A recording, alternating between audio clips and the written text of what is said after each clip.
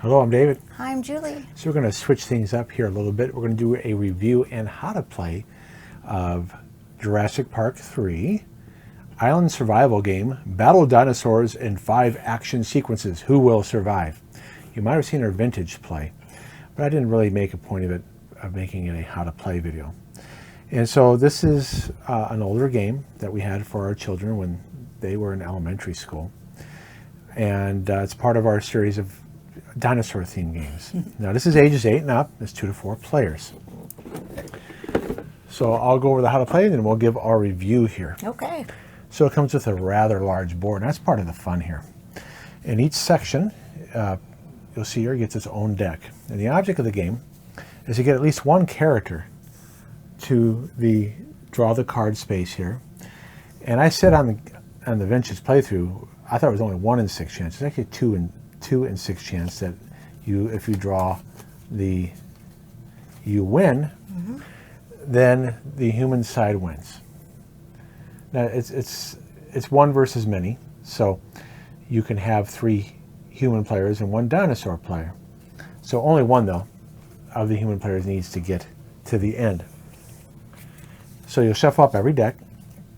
You'll place the dinosaurs. Here are the pteranodons. Hey, I got it right in the first time. Good job. Yay. There's just now this isn't part of the movie here. By the way, this is our favorite. I think it's probably my favorite Jurassic Park movie. The first one's great for a different reason, but this one is just cut so well. This one's really good. It's just a thrill ride. But anyways, even at the end of the movie, there's no pteranodons. They just get rescued, but they put that in here to make the game more interesting. So you have 1 spinosaurus here and 1 spinosaurus here to simulate that's the same one chasing them. You do have 3 pteranodons here in the cage scene, and you do have some raptors here, and you have a T-Rex. You may remember in the beginning of the movie, the Spinosaurus takes out a T-Rex just to show you how tough the Spinosaurus is. I feel bad for T-Rex. Yes, and then you have all 6 humans start here, even if it's just 1 player playing the humans and 1 player being the dinosaurs. So if you do have more than 1 human player though, there is a chart here. Is it right here on the second page. It tells you if you're playing 3 human players, it's a 4-player game. You'll control 2 character pawns each. In a 3-player, 2 players each control 3 characters, and then obviously in a 2-player, 1 character controls all 6. It also determines how many life chips each character gets, because when a character loses all its life chips, they're out of the game. Now Eric does not begin in the game. You got to find him in the Raptor Rumble section of the board. So in a 2-player game, each character begins with 3 life chips. 3-player game, 4 chips. 5-player game, 4-player game, 5 chips. Yep. And so they start here, and I'll explain these dice in a moment. Eric, like I said, you got to find him here in the Raptor Rumble. You got to land on the space that says draw a card, and you'll see that Eric appears as one of the cards. I think, yeah, there's 2 of them in there. You don't need him to play, but you could. I was just thinking this, setting this up. You could play a variant where you have to find Eric before you can escape to make it a little tougher. Maybe you add another chip in, or something like that. But anyways, if it was just me playing, I would take out 2 chips for each person, and there would be 3 for each character. Julie likes to play the dinosaurs, and it's pretty. There's 1 die for movement, so this is the die that will be for Julie's dinosaur, and this is the battle die when a dinosaur lands on a in a space with a character. And here's my defense die. So the youngest player goes first. I'm younger, so I would roll the die, and this one says 3 group. So that's a pretty lucky roll. That means I can move all 6. It doesn't matter if they're mine or not. I can move all pawns with me. And so I can pick up all 6 here and go 1, 2, 3. So we're sticking together as a group. And then Julie would roll her die, and what she can get is a 1-all. That means all dinosaurs in that region could move. So she can move the T-Rex and the Spinosaurus if she got that. And then she can move up to 3, and there's a 2, and there's a 1. I can move 2 or a 1. But if I say I rolled a 2 on that play, I would pick which one of my humans would go, and the rest would stay behind. In the meantime, Julie would try to, you can't go over these barriers here. I've tried, trust me. Yes. So the rocks and the trees, you can't go over. So those are barriers to movement, or like the fence line here. If you do land in a space with draw a card, you draw the card there before the dinosaur player goes. If a card says bring a character to you, so let's say Udesky gets here and he wants to bring Amanda to him, Amanda does not get to draw a card. So it's very specific in the rule book about that when you bring a character to a draw a card space, the character that you bring here does not also draw a card. And I think I did that wrong once in the playthrough. But if Julie did, when all characters will leave a scene, say we all get over here, that's unlikely to happen, then these dinosaurs can't move anymore. Then it would be the raptors. Even if just one character, say they're all spread out like this, and Alan gets there first, now Julie can move the T-Rex, the Spinosaurus, and the raptors. So if she gets a one-all, she can move them in all dinosaur in both those scenes. I was looking at the wrong die. Now, when a dinosaur lands on a space, it attacks every human in that space. So if the Spinosaurus gets here, Billy and Nash get attacked by the Spinosaurus. If a T-Rex also moves there, it doesn't matter. You can only be attacked once per turn, a character. So it doesn't help to have two dinosaurs there. But it does help for a dinosaur to move into a space with more than one character, because each one gets attacked once. So let's take a look at how attacks roll. Julie will roll first. She has a 1, a 2, and if the Spinosaurus rolls a 1 Spino, that means that it doesn't matter how many life chips someone has left. If Julie rolls a 1 Spino on Billy, Billy's gone. It doesn't matter if you have 3 life chips left. So that's kind of fun for the dinosaur player to roll that, because you're basically, just like in the movie, eating them in one bite. Yep. So let's say Julie's attacking Nash. She rolls a 1, and then I roll. So this is my opportunity.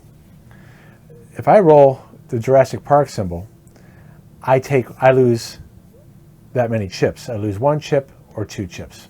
All right. Now remember, if the 1 Spino is rolled, I don't even get to defend. I'm just dead. Okay. And if the 1 Spino is rolled for someone else, like the pteranodons or the velociraptors, it's just a 1, a regular 1. But anyways, let's say a 1 was rolled, then I roll. If I roll a 2, I actually get to move away. I escape and I go 2 spaces. Or I roll the 3 and I escape. So there are 3 sides, 50% chance that I will escape. So let me roll that right here to see what would happen. I lost a life, Nash, and then Julie would attack Billy, 1, and then Billy gets to go 2, 1, 2. Now when running, you can draw a card when you're running. One thing that I always forget to do, and we've played this again recently, you can spin a life chip to take an extra turn. This is one thing that we forgot to do. So this could be very helpful when you're like on this last board here. Sure. And Alan maybe has 2 chips left, and he really wants to get to the draw card. He's over here. By the way, this section right here means that only humans can cross this. So let's say I do take another turn. I roll the die. I go 2, 1, 2. I almost got there, but I got closer. So it could be sometimes good, or you want to get out of a scene to to avoid being attacked that turn. So you might as well lose a life chip and get out. So that's another strategy for the humans. Now here, a special thing here, if a pteranodon attacks a character and they fail to defend.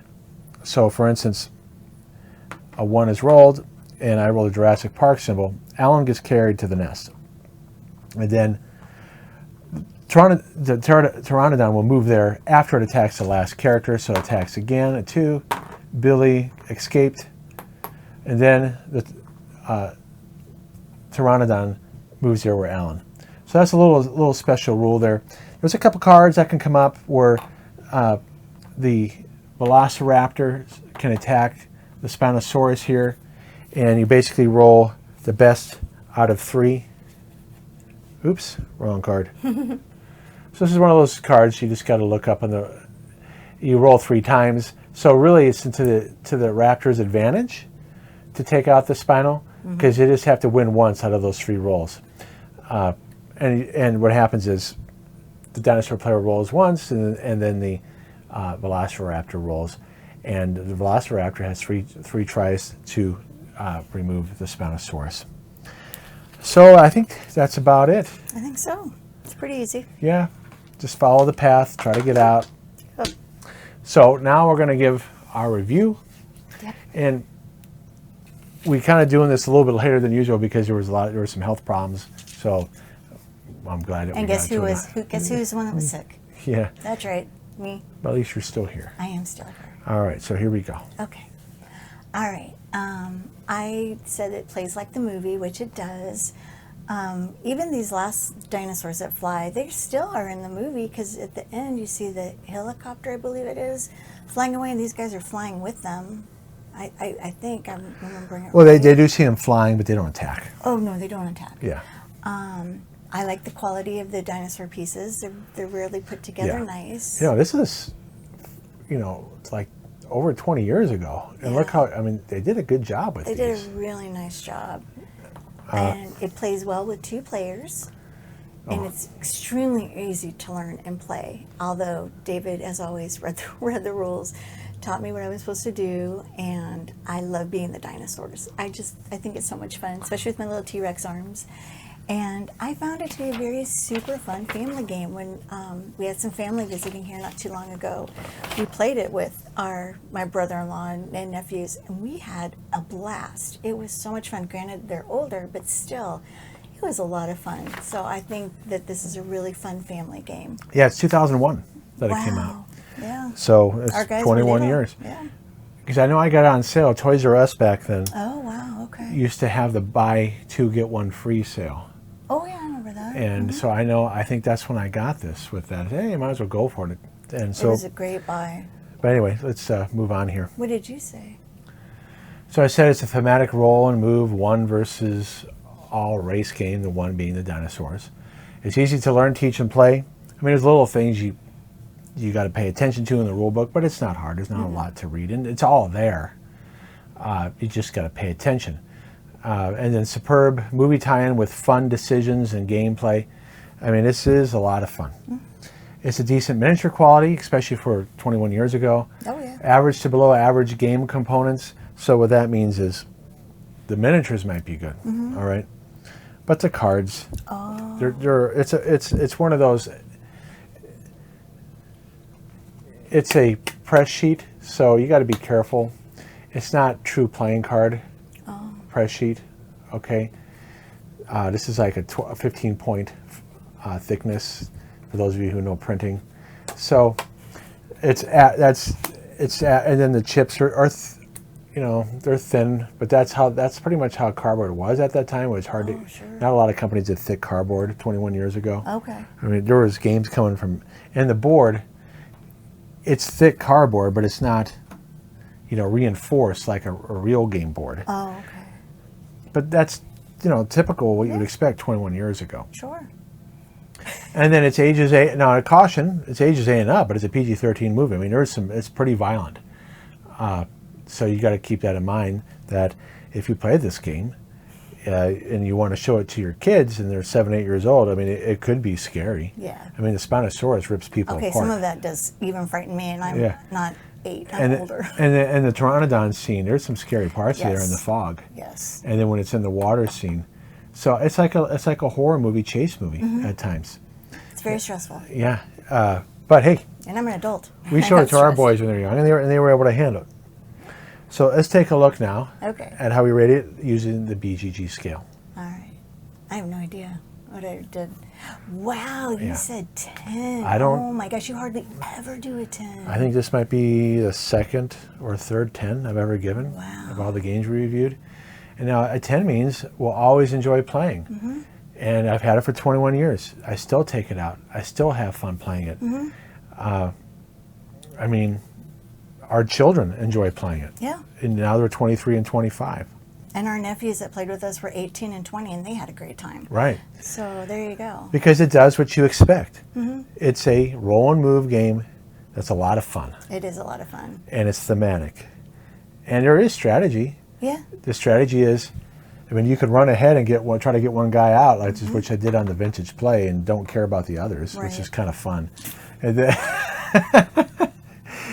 I didn't even care about fighting Eric. So I think I ate Eric right away. When we played with my brother.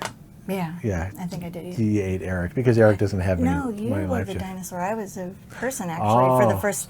I never played the people, and when my brother-in-law and nephews were here, I actually played a person. And to be honest, I like being the dinosaur so much more fun. Yeah, I played the dinosaurs. That's right, and you did find Eric, and then I went after him on purpose because I was just wanted to be mean and make sure Eric didn't get off the island. So that's what tells you why I give it a 10, because I can, do the evil script version.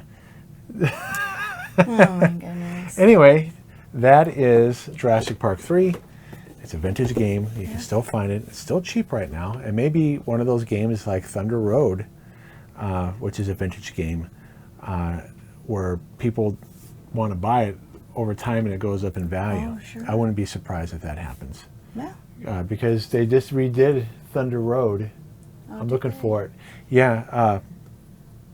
What's the name of the company?